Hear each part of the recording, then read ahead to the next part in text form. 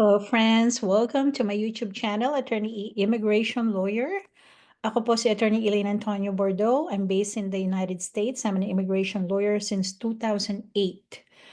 We have two locations in the US, isa po sa Broomfield, Colorado, and we have a new location in Dallas, Texas. So if you want to have a consultation with me, mag-text kayo 713-315-7793 or mag-email kayo eb@eboardlaw.com. Okay. All right. So paalala lamang po, ito po ay isang video. Ang ating pong purpose ay educational, hindi po ako ang inyong lawyer.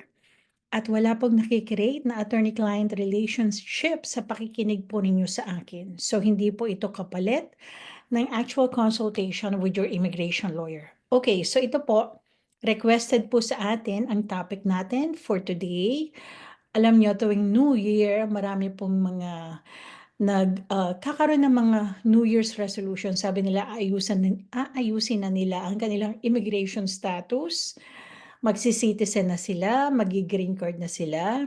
Ayan. So, believe it or not, marami pa rin pong mga permanent residents na for whatever personal reason they have is hindi po nila inaayos pa ang kanilang citizenship. Pwede pong hindi sila ready sa pagiging US citizen.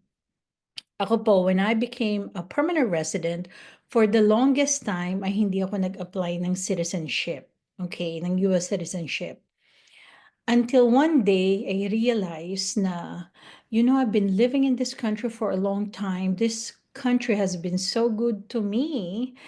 And naging abogado ko, naging successful po tayo dito sa Amerika.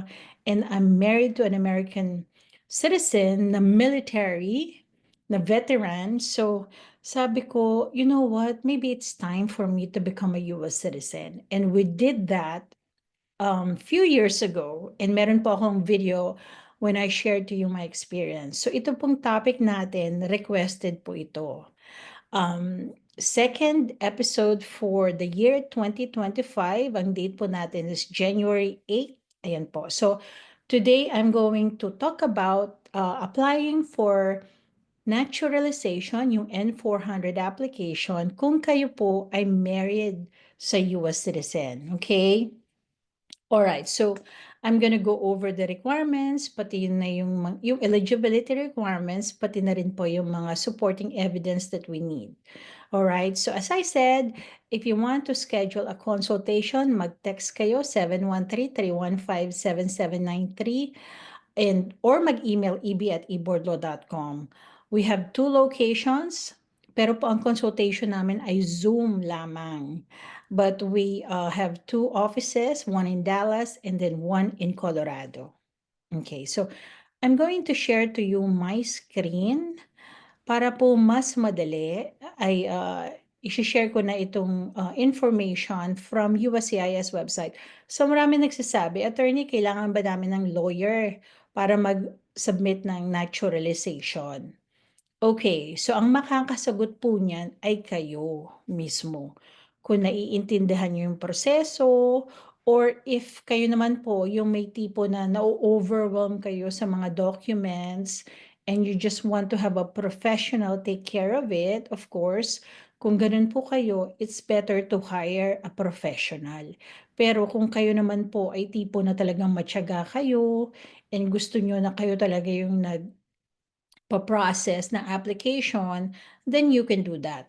So, sino po ang makakasagot? Ikaw po ang makakasagot. Hindi po yung kaibigan mo, hindi po yung kapitbahay mo, o hindi po yung napanood mo na post sa Facebook.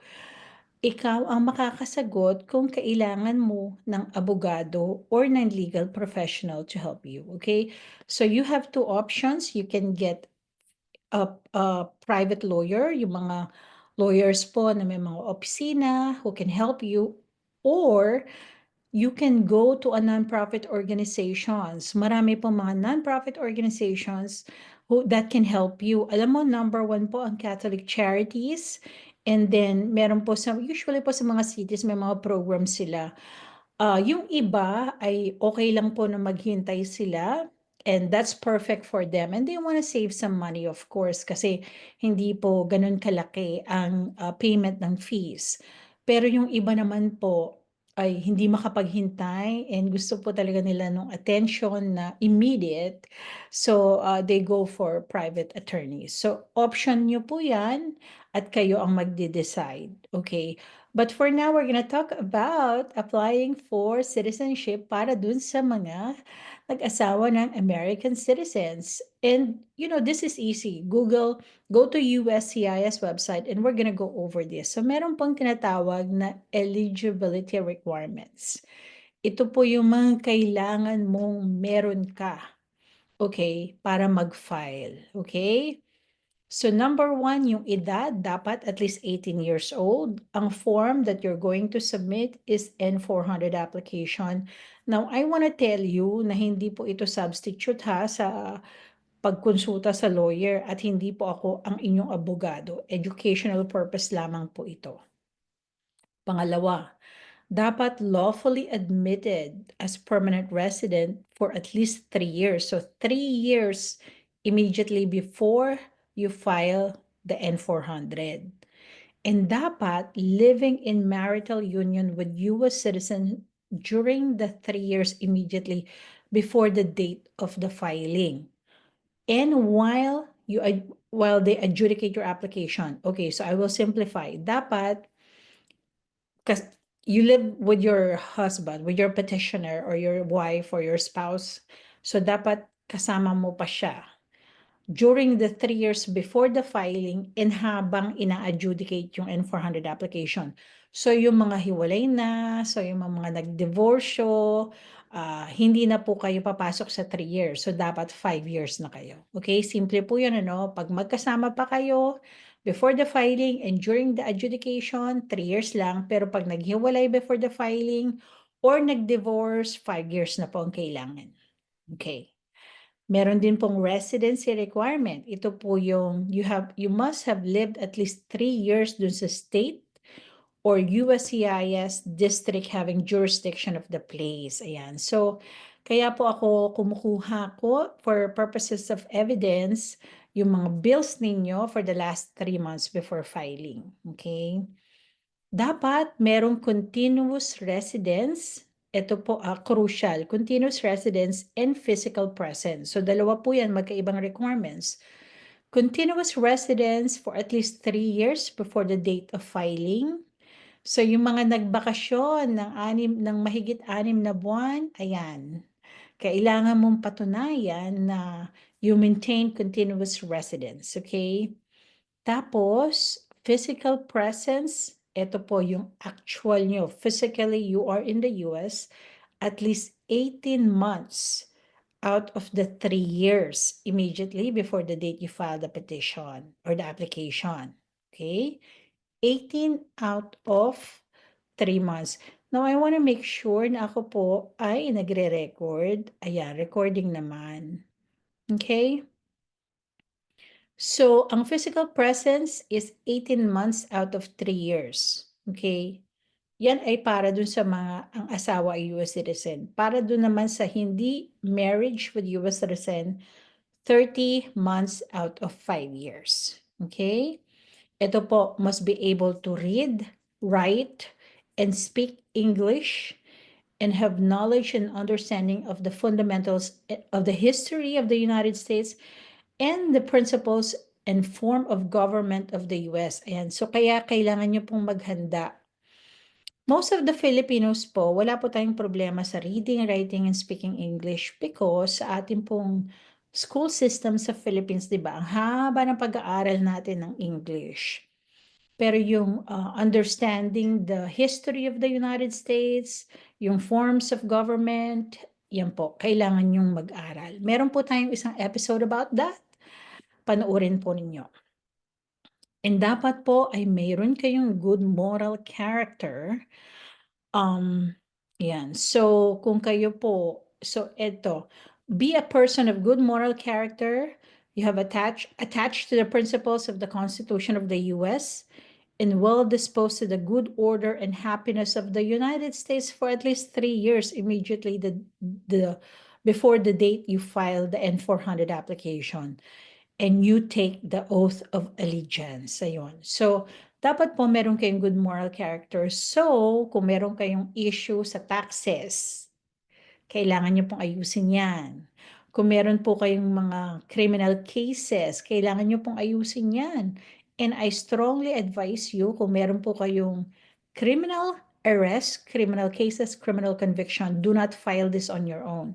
Consult an immigration lawyer kasi po, kung hindi po kayo qualified at naging issue itong good moral character at na-deny ang N400 application, maaari po kayong tanggalan ng permanent residence, especially kung ang ground po ay ang lack of good moral character. Ayan, dahil meron kayong criminal cases. So, ang payo ko, kung kayo ay may criminal arrest, conviction, or criminal history, kumonsulta po muna kayo sa immigration lawyer before you submit your N400 application. Okay, so yan po ang ating requirements. Edad 18, dapat permanent resident for at least 3 years. Dapat kasama mo pa rin ang iyong asawa before the filing and during the adjudication. Dapat you live 3 months doon sa state or USCIS district having jurisdiction over the place of your residence, continuous residence for at least 3 years, meron kang physical presence for at least 18 months out of the 3 years, be able to read, write, and speak English, and then dapat alam mo yung US history, principles and form of US government, and be a person of good moral character. Ayan. So, yan po ang eligibility requirements. Now, okay. All right. So, sa susunod po nating episode, we're gonna talk about yung ano po, mga evidence that you need to submit with your application. Ito pong application right now can be submitted. Ayan po, ha? Okay, so just click on this. You can do an online filing or you can do a paper filing. Now, may pagkakaiba po ba yan? Meron po. Number one, especially, is yung fee schedule.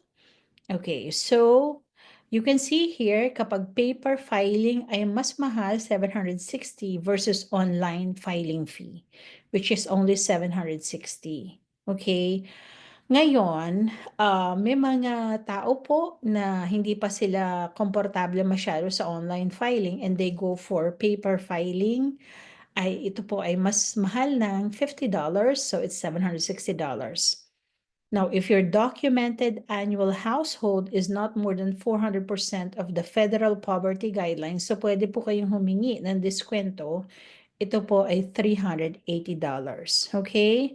At meron din po sa military service naman, if you meet the requirements of Immigration and Nationality Act Sections 328 or 329, with respect to your military service, ay pwede pong hindi kayo magbayad ng filing fee. Ayan po. Yan po ang ating episode for today. Yan. Okay?